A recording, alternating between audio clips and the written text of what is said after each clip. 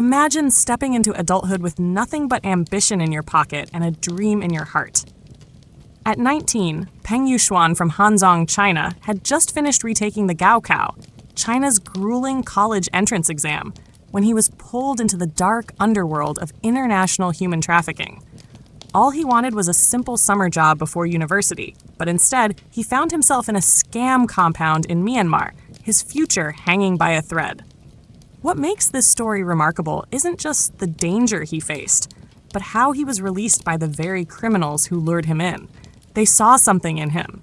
They saw his future. In a world where countless youths fall victim to false promises, how did one teenager survive and make it home safely? Without money, without connections, and in the hands of a ruthless gang. This isn't just a survival story. It's a wake-up call, a lesson in resilience, and an inspiring tale of how one young man's determination and character gave him a second chance. If you believe in the power of second chances and stories that prove it's never too late to reclaim your future, then stay with us. And don't forget to subscribe to this channel for more true stories of survival, courage, and unexpected hope. Because one story could save a life. Peng Yuxuan was like many students his age, ambitious, hopeful, and a little bit desperate. After retaking the Gaokao, he was exhausted but excited. University was within reach. But before college life began, Peng thought, why not earn some money during the summer break? His family wasn't wealthy, and with only 800 yuan, around 110 US dollars, he headed to Xi'an in search of temporary work. It was a bold decision for a teenager fresh out of exams. Alone in a big city, Peng turned to job hunting apps, hoping to find a part-time gig. That's where he met her, a woman who claimed to recruit live stream hosts. She praised his appearance, calling him handsome, and said he had the look to make it big in online entertainment. She even offered to pay for his flight to Yunnan province. It sounded like a dream offer. Peng didn't hesitate. He accepted, thinking it was a stepping stone to financial independence. To him, this wasn't a risk, it was a golden opportunity. After all, she paid for everything. What could go wrong? This is how so many trafficking stories begin. Not with abduction, but with persuasion. With kindness, with offers that sound too good to be true. And in Peng's case, it started with a dream. But that dream was quietly walking him into a trap. Peng landed in Kunming, Yunnan's capital, on July 1st. The recruiter had booked his hotel. Everything seemed legitimate, even generous. He messaged his friend Xiaojia saying he was safe and free. He claimed he could make big money, but avoided sharing job details. That should have been a red flag. Over the next few days, Peng was on the move, sending photos of meals, locations, and insisting he was doing fine. Xiaojia, concerned, kept in touch, but didn't press too hard. Peng told him not to inform his parents. Maybe he felt he had something to prove. Maybe he was just enjoying the idea of finally earning money for himself. But then, silence. On July 4th, Peng sent one last location, Menga Port on the border of Myanmar. After that, his phone went dark. What had seemed like a harmless gig now looked ominous. His mother, trying to reach him, finally got through, only for a stranger to pick up. The man claimed to be in Myanmar. Panic set in. She feared the unthinkable. Her son had been trafficked. Behind Peng's silence was a terrifying reality. He had been moved across borders, passed between strangers, heading straight into a scam compound, a place where countless youths are exploited, sometimes for years. And yet, this wasn't the end of Peng's story. It was just the beginning of a fight for his freedom. The truth came out slowly, thanks to coordinated efforts between Chinese and Myanmar authorities. According to Hongxing News, Peng was transferred more than 10 times after arriving in Yunnan. Each stop brought him deeper into a criminal network, one that operated far beyond China's borders. Eventually, he was smuggled into Myanmar and placed in a scam compound, one of many in the region that house thousands of trafficked victims. These compounds are heavily guarded, wired with cameras, and surrounded by fences. Some victims are tortured, others forced to work in fraudulent call centers targeting people around the world. Though Peng wasn't forced to scam anyone, his freedom was gone. His head was shaved, his identity stripped. He was a teenager in a foreign country, with no passport, no money, and surrounded by criminals. But something was different about him. The compound bosses noticed he was young. They noticed his behavior. Not hardened, not fearful, but hopeful. One day, the ringleader approached him, asking about his past. Peng told him about the Gaokao and his hopes for university. And for reasons we may never fully understand, that changed everything. The boss made a decision that would rewrite Peng's fate. A rare moment of conscience in a place built on deception.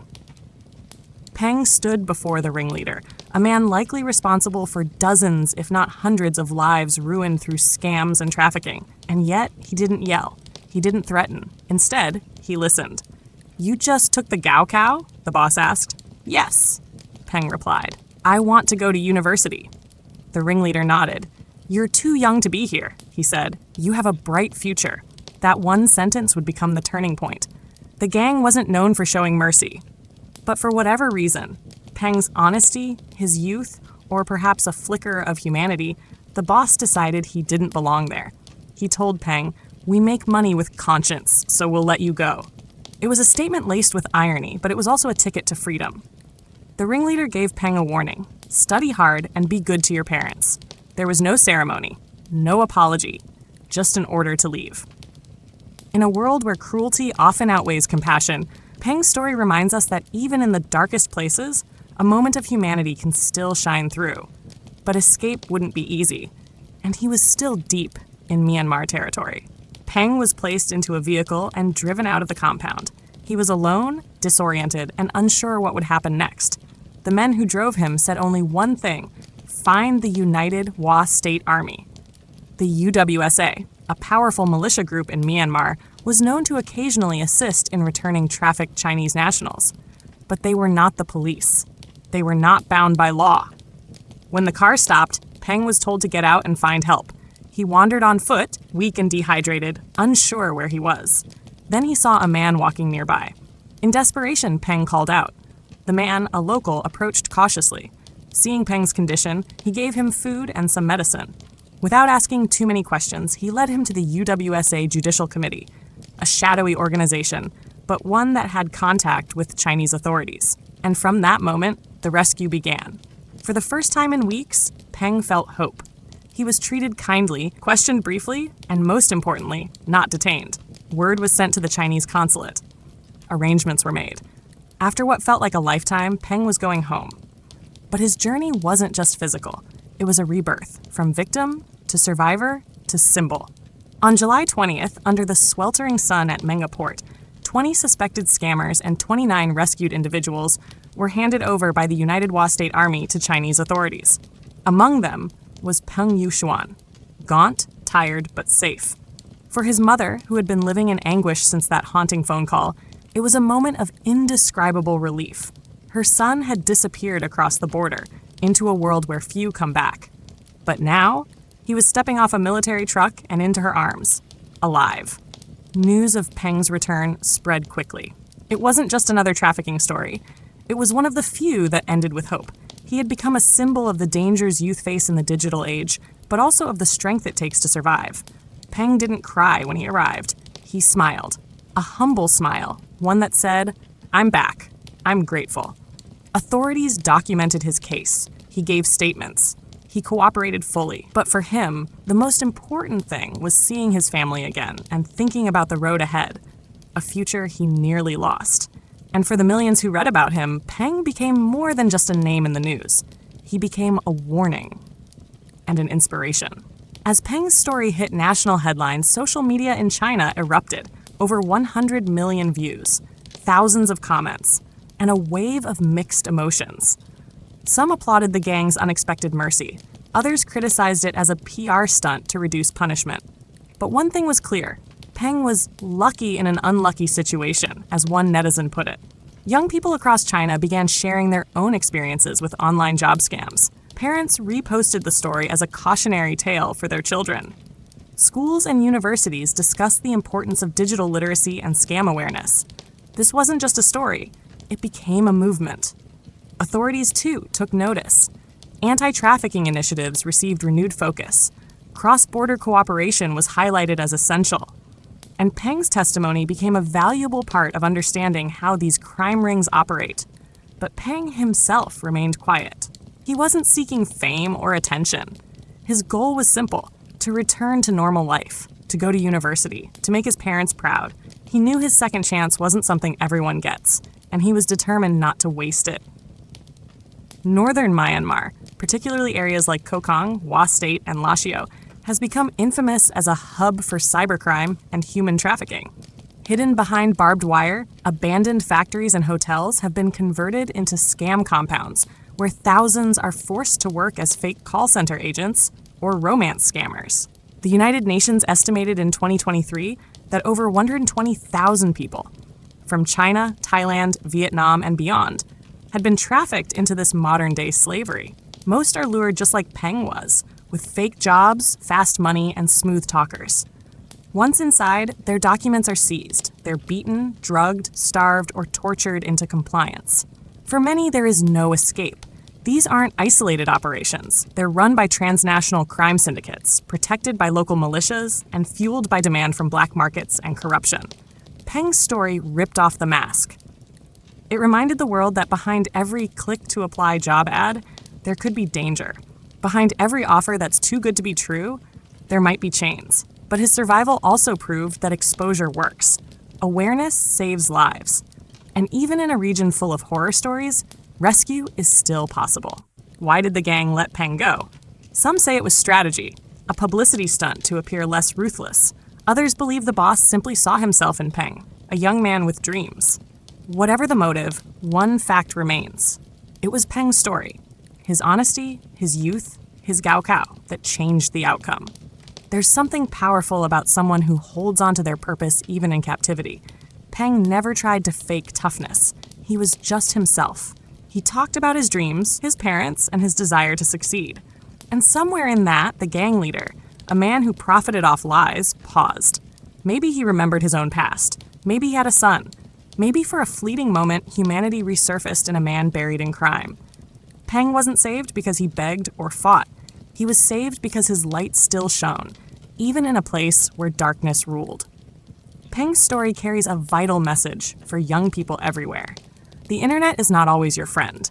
Job offers that seem perfect may be traps. Strangers who flatter you may have hidden motives. And a dream that asks you to hide things from your family is no dream at all. It's a danger waiting to unfold. Digital literacy is now survival literacy. Knowing how to verify job ads, recognizing manipulation tactics, and staying open with trusted friends and family are no longer optional. But it also teaches something deeper. Your story matters. Peng didn't escape through violence. He escaped by staying true to who he was. That authenticity, the same thing that led him into danger, also became his path out. The world needs more young people who speak up, who support one another, and who know that no amount of money is worth your freedom. Throughout this ordeal, one force remained constant: Peng's mother. Her worry turned into action. Her calls to the police, her pressure on media, and her unrelenting love helped spark the investigation that led to Peng's rescue. Mothers like hers and families like theirs are the first line of defense in a world full of hidden threats. They know when something's off. They fight when the system is slow. They never stop hoping, even when hope is dim. Peng's reunion with his family wasn't just a happy ending. It was a testament to how far love can reach, even across borders and criminal networks. When everything else fails, family remains. And in Peng's case, it was that bond that helped bring him back. Peng is home now. The summer job he dreamed of is long gone, but something better returned in its place. His future. His experience will stay with him, not as a curse, but as a compass. It gave him clarity. It taught him to value freedom, education, and purpose. Now, when Peng walks into a classroom, he carries more than just books. He carries perspective. He may never be the same, but he doesn't want to be. He is stronger, wiser, and more grateful than most people his age. Peng could have become a statistic. Instead, he became a survivor. Peng is free, but many others are still trapped. His story has inspired calls for stronger cross-border investigations, better internet regulations, and global awareness campaigns. But the fight isn't over. Thousands still sit behind barbed wire fences, waiting. Families still cry at night, not knowing where their children are. We can't forget them. By sharing stories like Peng's, we raise a voice for the voiceless. We remind the world that every victim is a person with dreams, not just a number. And we help build a future where no one has to suffer for wanting a better life. So what will you do with Peng's story? Will you share it? Will you talk to your younger sibling, your cousin, your friend about online safety? Will you remember his courage and the lesson that even in the worst places, your character still matters? Let this be more than a story. Let it be a spark for awareness, for kindness, for vigilance. And if you're someone standing at the edge of temptation, wondering if a shortcut to success is worth it, remember Peng. Real success isn't built on fast money or fake promises. It's built on truth, on family, on patience. And that's why Peng Yuxuan, the boy with only 800 yuan, became a symbol of hope. If this story moved you, help us spread it. Subscribe, leave a comment, and share it with someone who needs to hear it. Because sometimes a single story can protect 100 lives.